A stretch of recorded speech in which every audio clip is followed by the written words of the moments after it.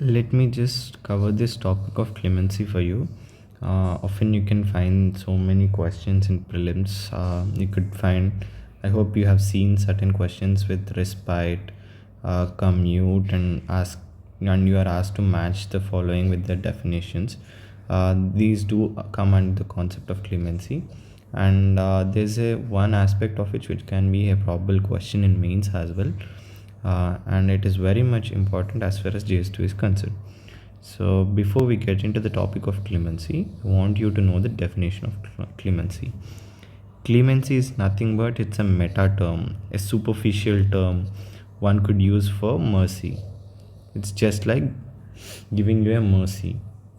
Okay, take example of this. A person is there and he has committed a crime of a homicide, and he has some judicial avenues. So first, a case might be registered against him in a subordinate court. So once if the subordinate courts found him guilty and pronounce a death sentence to him, he can go to the Supreme Court as a matter of right. And if the High Court still upholds the decision of the subordinate court, he can go to the Supreme Court. And once if all the judicial avenues of this person are exhausted, the president or governor can grant him clemency under 72 and 161 of articles of the constitution. So before we get into this constitutional provisions, so what actually the president and governor can do? They can either pardon the sentence, commute the sentence, reprieve, respite, and remission. So whenever a clemency is exercised, the power of clemency, it must be one of this. So clemency can be a fivefold power exercised by president and governor. Only president and governor. The constitutional de jure is the Latin word for formal. You can use it in your answers. De jure head, we often call him a de jure head, the president, and the governors, the nominal heads. Okay, under Article 72 and 161. Okay, please remember these articles. So one of the major issue with the power clemency, and remember at the beginning I told one of the probable questions for the mains could be this. So the issue is the legal experts of the country at Supreme Court, which is the apex level, high court, subordinate courts, have decided the case under rarest of the rare doctrine and sentenced the person to death. I'll explain you about this rarest of the rare doctrine later, because it is a very big concept under Article 21. The courts will not just arbitrarily exercise this power and verdict a person to death sentence. They use this concept of rarest of rare doctrine under the rare circumstances. They pronounce a death sentence. So this thing, it deals with Bachchan Singh case and all. So I'll be dealing, because it will take us away from this topic of clemency. So, and we do know for a fact that the legal experts of the country, they use more rationality, objectivity at multiple levels of adjudication. Yet president or governor can overturn the decision at any level with just exercising their clemency powers. The question is, why do you think the Constituent Assembly has given these powers to the president or governor? Why? Even though if you can observe, the most of the constitutional heads, or the heads of the state, monarchies, or the kings or the princes of various countries have this power of clemency. Why do you think they have this power? If this question is asked in the mains, I would put it this way. The Constituent Assembly's version would be, even though judicial process applies rationality, objectivity, and expertise in deciding whether a person is actually guilty or not, but still it's a human process.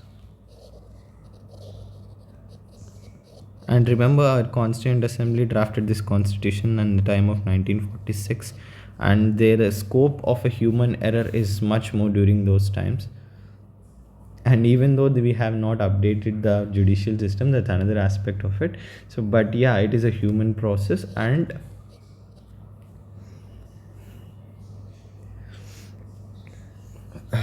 excuse me, the human process, and it has a probability of errors, and we can't risk a death sentence with errors, because if you're pronouncing a death sentence, you're actually depriving him of his life, and you're violating his article 21. This was the major reason. Now if a question is asked, the major points which you can put up is, first one is the correct possible judicial errors.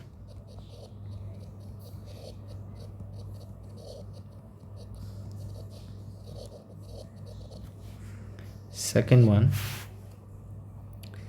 there is a probability that some judges might unduly give a harsh punishment, even though they use this rarest of the rare or doctrine for the death sentences. I'm talking about the life imprisonments.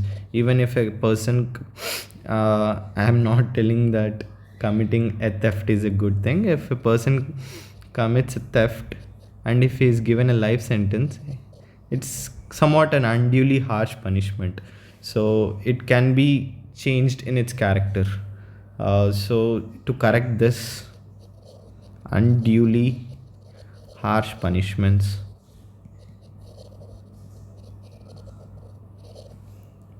third one,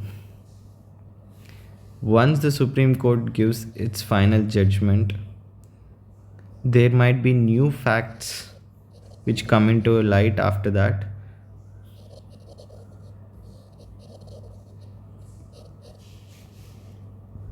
So in this case, the power of clemency is useful because it upholds the justice.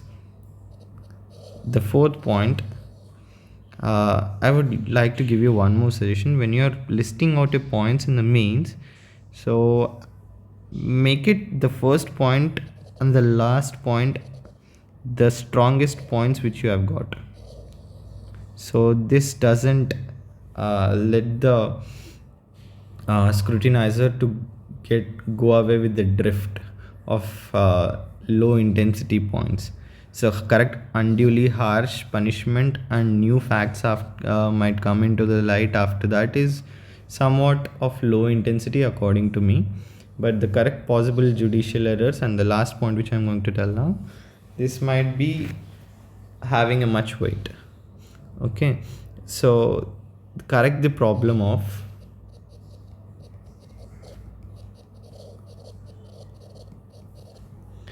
obsolete and archaic laws.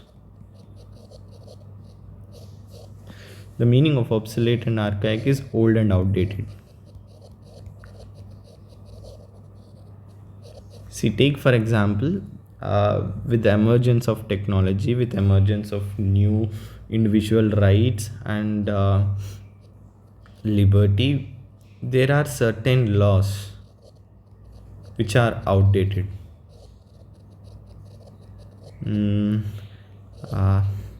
I can give you an example of Article 377, which criminalizes the homosexuality. Right, although it's right now it's repealed, but before the repeal of this Article 377, it's still a law, it's existing law, and a judge can't supersede a law and pronounce a judgment even though it is correct. Judiciary has no authority to correct the law, and upheld, even though at personal level it shouldn't be criminalized. Homosexuality shouldn't be criminalized.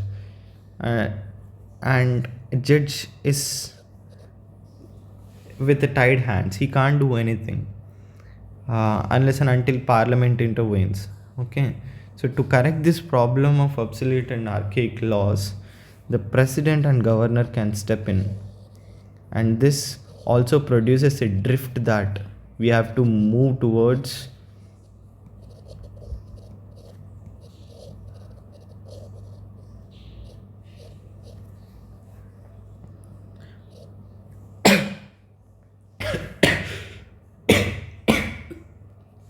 pardon me.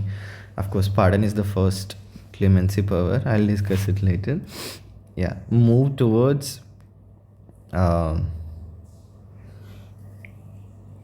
vikas, move towards liberal thoughts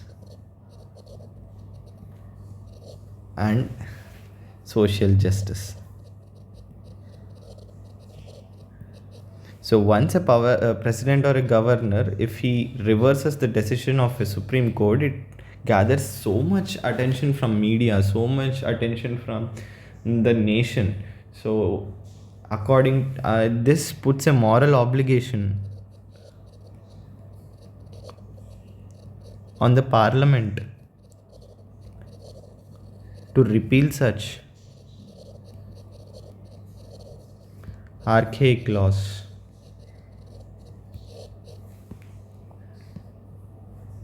So these might be the points which you could have represented in your mains answer if a question is asked. Why are these powers given even though we have a judicial system which is consisting of the best legal brains of the country? And now this is a more of a prelims point of view questions. The different types of clemency powers. The clemency is a concept or a power which is a fivefold power. It has 5 different components or 5 different powers. The first one is, as I said, it's a pardon.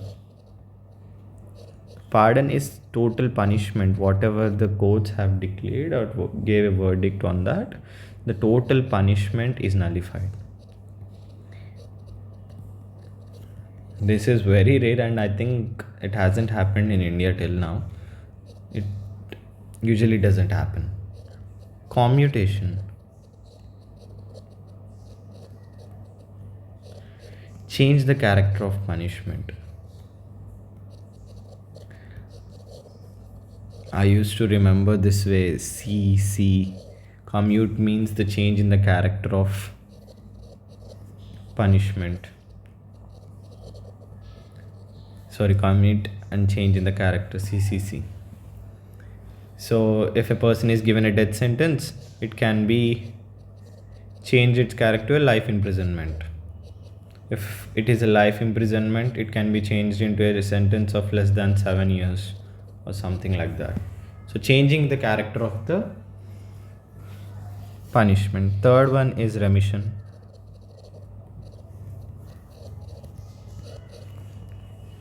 The remission means reducing the sentence without changing its character.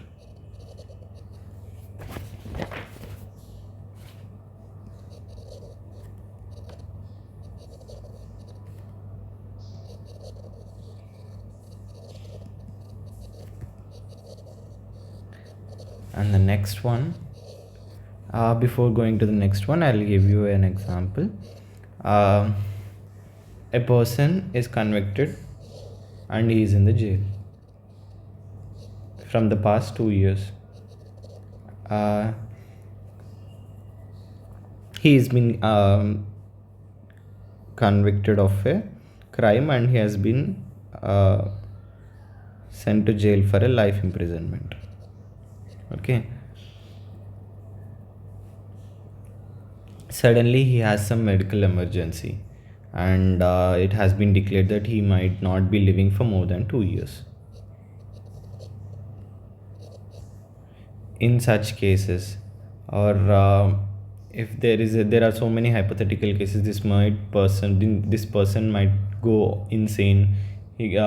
So it demands for the jailer to put him away from the rest of the prisoners because he's behaving insane. So in such circumstances he needs some medical assistance. So there might be a pregnant woman inside the prison as well.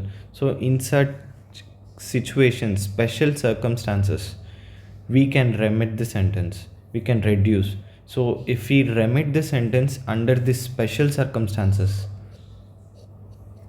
we call it as respite. Okay, the fifth one is reprieve.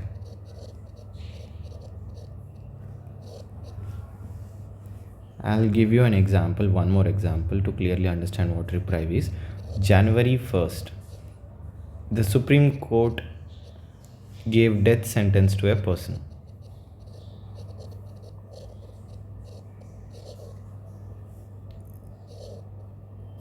January 7th will be the execution date. Execution of death sentence. He'll be hanged to death on January 7th. Okay, January 3rd, clemency petition was filed.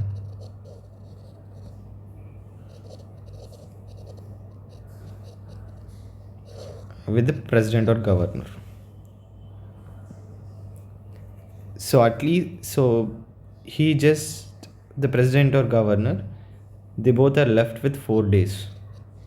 Within these 4 days, he has to observe all the evidences, judgments of the courts, facts. So it is an impossible task considering his duties as well. The president and governor will of course be busy, and allocating time for this and completing this entire process in 4 days is really an impractical thing to do. So they need some extension of time. So the president can and the governor can extend this execution to some other dates. So 1 month. So February 7th, the execution of death sentence will be there. In the meantime, the president or the governor will examine all these evidences and decides on whether to exercise his clemency powers or not. So in such case, he uses this power of reprieve. He creates a temporary stay on the execution order for the completion of his clemency petition. Okay, that is called reprieve. So all together at once, let me just pardon, totally nullifying the sentence. So you will be free to go. You are acquitted and you are free to go. So pardon. Second one is commute. Remember this CCC, the commute, change in the character of the sentence from life to 7 years or death sentence to life or whatever it is. Remission, reducing the sentence without changing in its character. Life imprisonment, usually often you can see it is often called 14 years of jail sentence. I'll explain you about that differently. It is statutory provisions for clemency powers. I'll explain you. They are exclusively mentioned in CRPC. I'm sorry for taking this right now. Remission is, just remember, remission is reducing the sentence without changing in its character. Okay. Fourth one is respite. Respite is similar to remission. It is reducing in the sentence under the special circumstances where the person needs some urgent medical attention, or in the view of existing facts, new facts might come up. So in the view that he has committed a less crime, so he can be given a respite, remission under special circumstances called respite. And the fifth one is reprieve. Reprieve is nothing but a temporary stay on the execution order, and it is given for the completion of the clemency petition. And one more thing, this clemency petition was filed. As I said, this clemency petition, once filed, the person or the convict doesn't have a right for oral explanation. He can't go and demand that I need to go and talk to president or governor and explain my view. He has been given a ample amount of opportunity at all the three levels of the courts. He's not, and he doesn't have a right for going before president or the governor and explain his version to him. But the president or governor can allow him to do so. Means if they want, he can ask the person to come over to his cabin and he can give his explanation. This is purely at the discretion of the president or the governor. Please remember this point as well. The convict doesn't have the right for oral explanation. Okay. As I said, remission is the only clemency power which is exercised both by president and or governor. These are the constitutional heads, and even the governors, even the governments, state governments or central government, as a statutory provisions for clemency powers, union or UTs or states.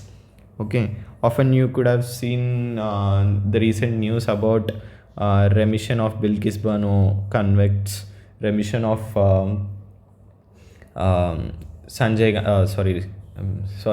Rajiv Gandhi assassination case convicts. So these are actually remissions done by the state governments. So the state governments can also exercise this power of clemency. Only remission. Okay, and these are exclusively mentioned in the CRPC 432, 433, 433A. These are often called as the statutory provisions for clemency powers. Remember, 72 and 161 are the constitutional powers. These are statutory powers. Okay, CRPC is a statutory law, and 432, 433, 433A authorizes the governments of union, states and UTs with legislature to exercise this remission, provided at least 14 years, and often you can find it in the movies as well. 14 years of sentence. After that, the person is free to go. This is a normal convention usually which is being portrayed in the movies. The thing is, it is mentioned in CRPC. The remission can be exercised by the state and the union governments only after 14 years. Okay, this is called statutory powers of remission. So if a question is asked, the remission power is available to option A, president, option B, governor, option C, state government, option D, union government, option E,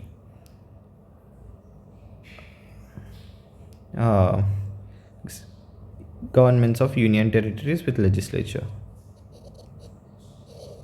So answer is all of the above. The remission, only remission. If the question is the clemency powers, it is a five-fold right, five different powers, and these are only exercisable by president and governor. These are constitutionally mandated. Okay. As far as prelims is concerned, this definition of these clemency powers and this thing is sufficient. And yeah, a few more things are there. I'll let you know. This pardon power, these are the exceptionals. This pardon power of death penalties.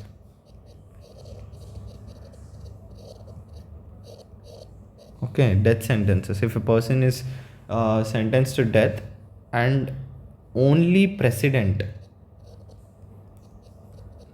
can pardon a death sentence. Okay, this pardoning of a death sentence is not a right clemency power exercisable by governor. Only president can exercise this. Okay, and this is one more section. So as I said, I'll be making a table of distinction between the president and the governor's clemency powers. This is also important for prelims. This is just the last point, and we all know that under Article 72 the president can exercise, and 161 the governor can exercise their clemency powers respectively. As I said, the pardoning of a death sentence is an exclusive power with the president. Governor can pardon other sentences. If a person is sentenced to a life imprisonment, governor can pardon that, but not a death sentence. Okay, governor can pardon, rest all other.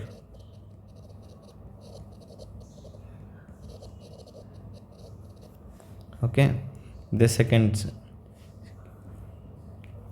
in the matters related to the court martial, and before that,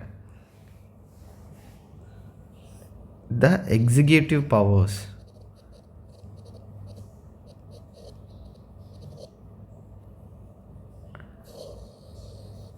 they follow simply legislative powers. So we all know that there are three lists: union list, concurrent list, and the state list. So, and this is completely a different topic. Somewhat relevance is there in this regard. So the union can make laws regarding in the union list, subjects of union list, and the states can do so with respect to the state list subjects, and the concurrent list both have the right to do so. So the executive powers simply follow the legislative powers. So whatever law the union list make, the executive power of union extends to this. Okay, extends to union list. Executive power of states extends to state list. Take for example, union law is there regarding the defense. So the union executive have the powers to deploy BSF and rest everything. This is exclusively mentioned in the center state relations between the articles 200 between articles 256 to 260 250 sorry 253 to 258. These are the exclusively executive or administrative powers of center state. Okay, so whatever, take for example any law. If a person is convicted of a crime for violating any particular law and is given a punishment as a convicted person, so depending on this law, and of course a person will obviously get a confusion where to go. So once if Supreme Court gives a decision on him on the sorry, if Supreme Court gives its decision, if the person is either where should he go, whether to the president or governor. So it all depends on this law. Okay, if the law is a union law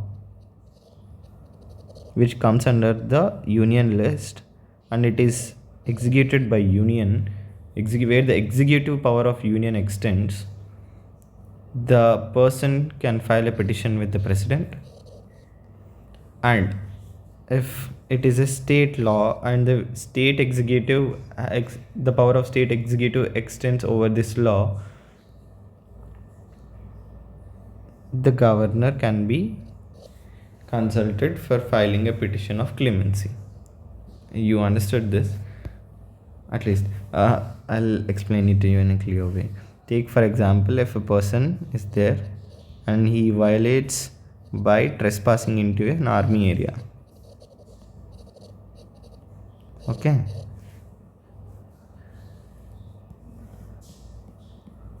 army area. So the army, and you know that defense armed forces are come under the union executive,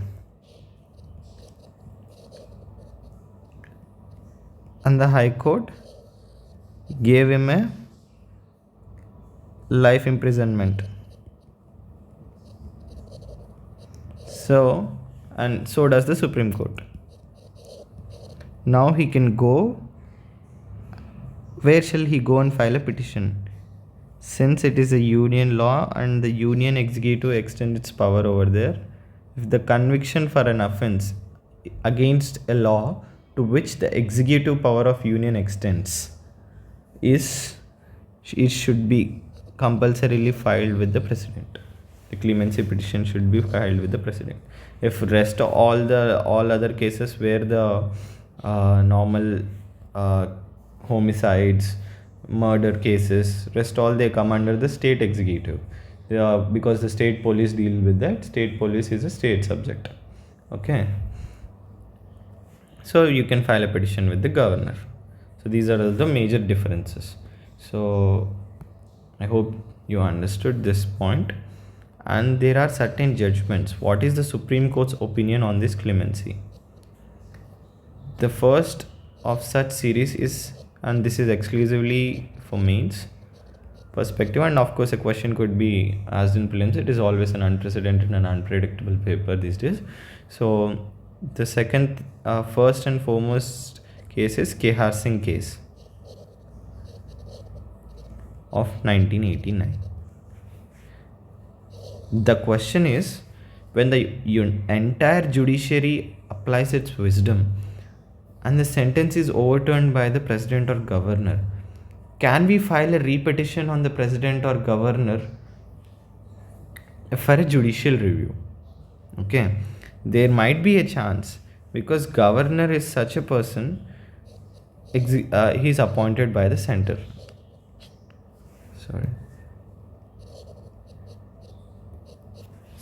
There might be a chance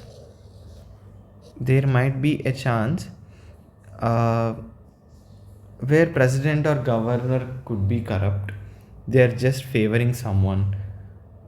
There might be chances. I'm not just telling that any person would derogate these constitutional offices and as a constitutional heads, but there might be a chance. So on the decision of the clemency power, or the clemency decision of the president or governor, can we file a judicial review? So in this judgment, the Supreme Court cannot gave a judgment.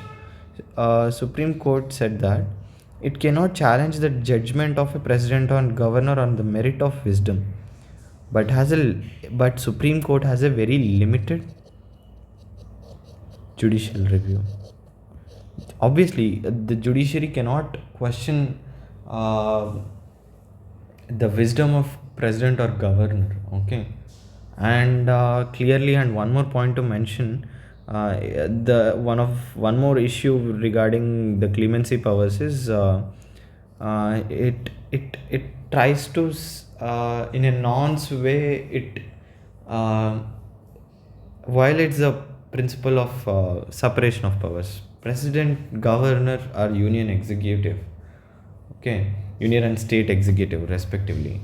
An executive performing a job of judiciary, it's a clear violation of separation of powers, but they are given this opportunity to do so by the constitution. Okay, and it is wise to do, and it is correct to do so, giving them with these powers. As we said, we have been given this four important, where I have mentioned it, just a second, these four important points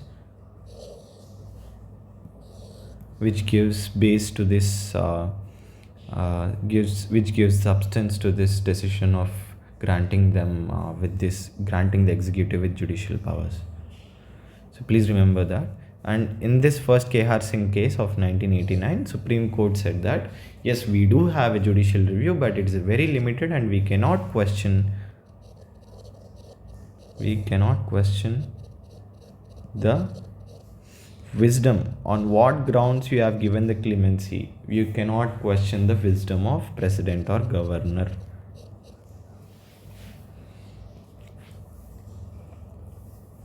Judicial review. What is this limited judicial review actually means?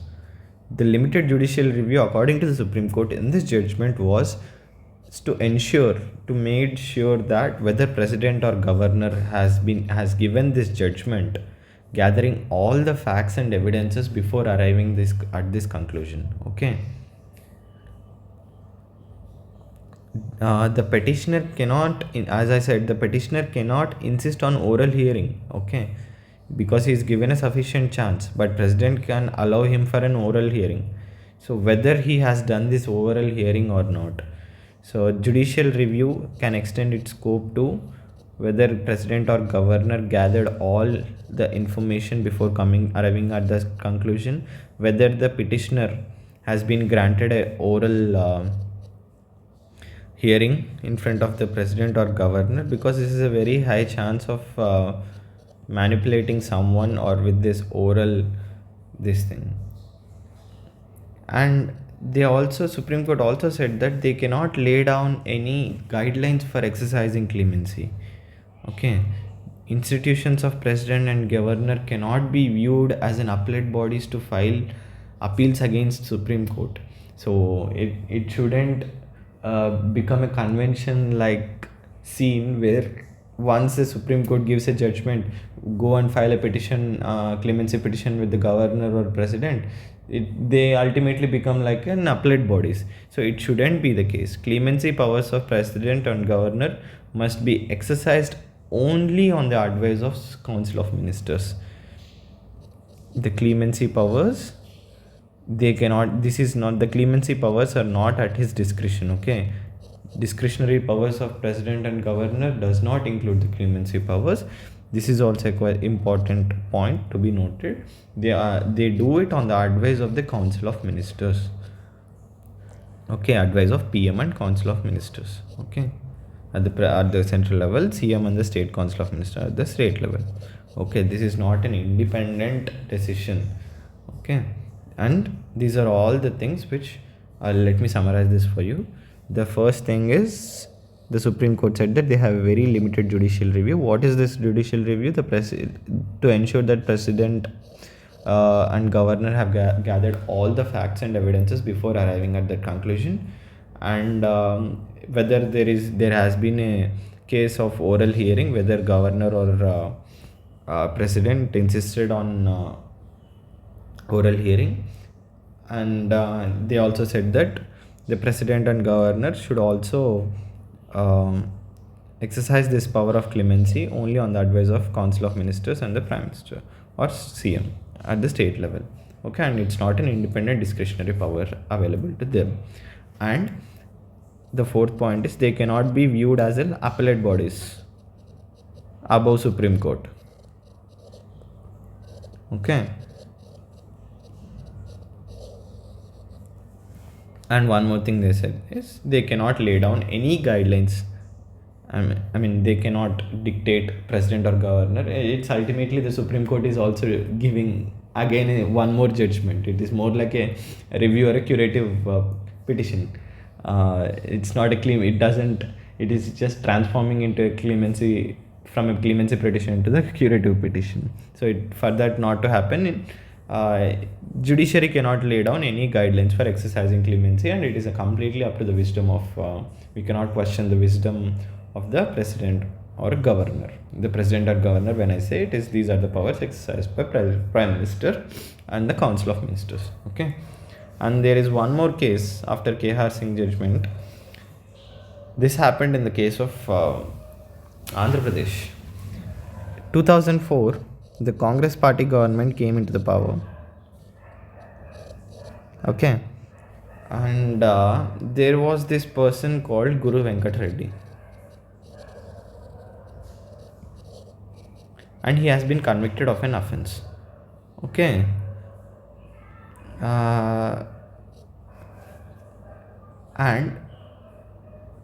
and we do know that the governors and presidents exercise this power of clemency only on the advice of Council of Ministers.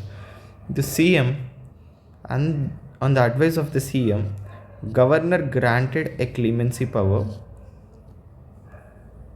to Guru Venkat Reddy.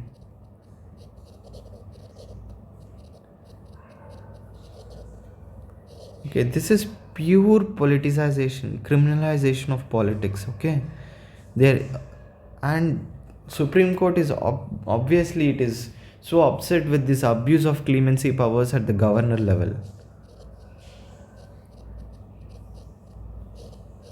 Okay, the clemency powers are more prone to misuse. If and there was a prima facie evidence in Guru Venkat Reddy case that it is a mere a political affiliation, and the governor is exercising this power very so arbitrarily. Okay, uh, so in that case, Supreme Court gave a judgment in the Guru Venkat Reddy judgment of 2006. So the Supreme Court clearly said that if there is a prima facie evidence the clemency is mere a political affiliation, the court will definitely step in and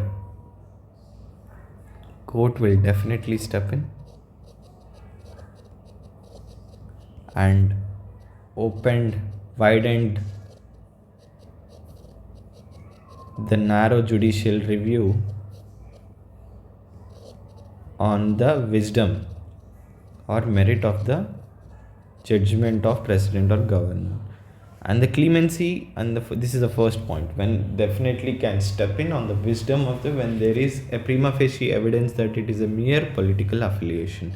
And the second one, what the power is, clemency cannot be shown on undue reasons. What are undue reasons? As defined by the Supreme Court, undue reasons are caste, religion, political loyalty. Because of this reason, if person is granted a clemency, it is a mere waste. It is like a private act of grace. So it is up to the wills and the wishes of CM and the governor to grant a person clemency. It is like a mere private act of grace, and the Supreme Court reiterated this point. It should be a public act of grace. The interest must of the society on granting this person a clemency, on granting a person clemency, the interest of the society must outweigh the interest of the convict. Okay, this is the first thing which a governor or a president should follow while exercising their clemency powers, and it's an indirect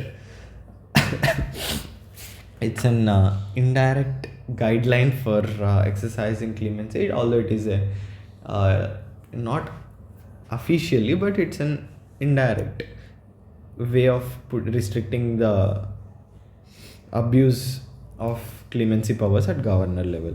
So the three things when the Guru Venkat Reddy judgment was, the Supreme Court will widen its judicial review and question the wisdom of governor's judgment if there is a prima facie evidence that the clemency is a mere political affiliation, and if it is a private act of grace based on caste, political loyalty or something, it should be a public act of grace where there must be a situation, the interest of the society should outweigh the interest of the convict. So that's all about the clemency, and I don't think any question will be asked beyond this. So that's it. Thank you.